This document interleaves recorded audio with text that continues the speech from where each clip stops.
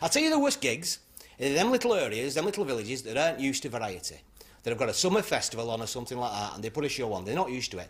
Did this do Cumbria? I can't tell you exactly what it were, but, you know, give me 6 territory. You know, real inbred. I mean, nice people, don't get me wrong. But I'll tell you what, I'd never seen a variety show in their life. I compared it. I got booked to... Danny Pilkington in Blackpool booked me. Do you know him? He's a good lad. He booked me for it. And I went up there.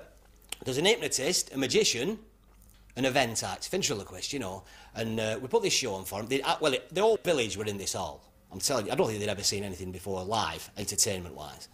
And the ventriloquist went on, he was shit. I've never heard of him since, but let me put it this way. He was that bad, when he listened, his ears moved. That bad. Then this magician went on, they loved him. They'd never seen a magician before, they loved him. Oh, gasps all around when he were on. Unfortunately, when he finished, they took him out and burnt him as a witch. It was that sort of area.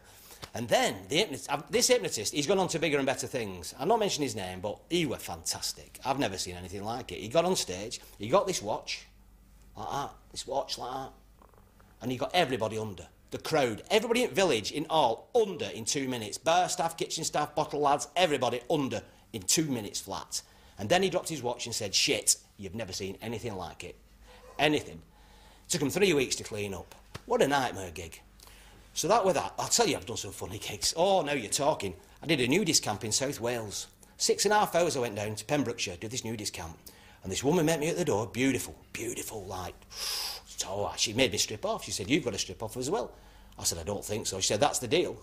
I said, all right. So I took my clothes off. I said, anyway, I'm the entertainer for the cabaret tonight. I'm very pleased to meet you. She said, I can see that. Of course, you were a bonny woman, you know. She were a very bonny woman.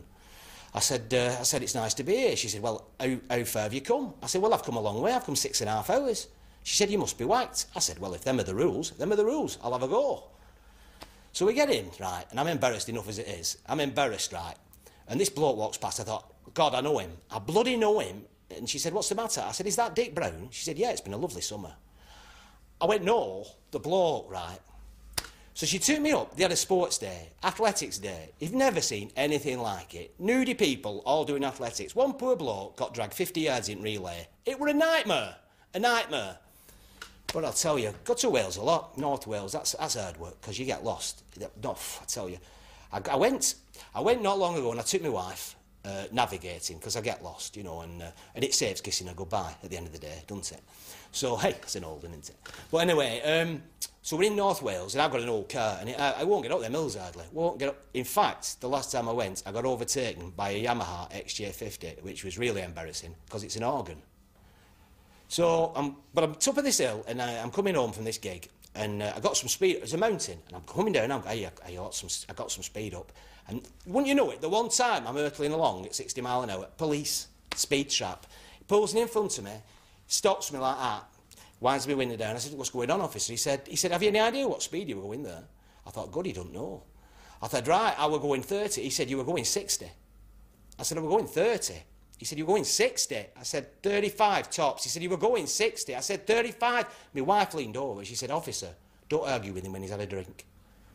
So, thanks for that, love, you know. He said, well, just say you'd have been coming down here. What would have happened? In a Welsh sort of accent, he said, what would have happened if you'd have bumped into Mr. Fogg? I said, well, if I'd have bumped into Mr. Fogg, I said, I'd have put Mr. Foot on Mr. Brake, Mr. Foot on other Mr. Clutch, and changed Mr. Gear. He said, no, what would have happened if you'd have bumped into Mist or Fog? And I went, oh, right, I'm sorry. I'm really sorry, you see. He said, get out of that car. Get out of that car now. Well, we weren't happy. So I got out of the car. He said, I think you're staggering. I said, you're not so bad yourself, officer. You've got to, you know, play with them, you know, but he weren't having it. They've no sense of humour, police. I'm sorry, they've no... I'm not generalising, you know, they have no sense of humour. Because I said to him, what time is it? He said, it's 1 o'clock. Bang, hit me with a truncheon. I said, I'm glad I didn't ask you an hour ago. Bloody hell. So he says, what we're going to do now is, we're going to do a breath test. I said, I can't, I've got asthma. I can't give you a lungful, I've got asthma. He said, well, we'll do a blood test. I said, I can't, I'm haemophiliac. He said, all right then. He said, urine. I said, I can't, prostate problem. I can't do. He said, right, I'm going to draw a line, you've got to walk across it. I said, I can't. He said, why not? I said, I'm pissed. Ha! But I weren't, I was joking again, you see. Anyway, I got away with it, But it's one of them trips, like the cat thing, in the Yorkshire thing. I should have just stopped there and then, but no. Carry on. Go round corner, within half an hour, I'm broken down. Middle of nowhere, North Wales.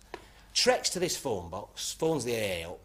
I said, I'm lost in North Wales. She said, whereabouts are you? I said, I'm not really sure. I've just come through a place called Loose Chippings. But further than that, I don't know. She said, are there no signs outside that you can have a look at? And I said, actually, there is. I think I'm in a place called Dangagoslow. She said, I've never heard of it. I'll have a look on my map. She said, no, it's not here. I said, well, it says here very clearly, Dangagoslow. She said, does it not say danger, go slow? Oh, well, it does, actually, no, you man. He came, the AA man. Do you find this embarrassing? When they come, they always fix it within 5 minutes, don't they? He's got bonnet up, he's fiddling about, he come round, he said, try that, bang, first time started. I said, I'm really sorry to trouble you, what was the problem? He said, shit in the carburettor.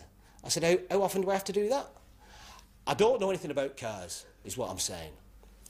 So he said, you know, he said, you're low on oil as well, I checked your oil, you better get some oil. So I said, right, he said, there's a garage round the corner there.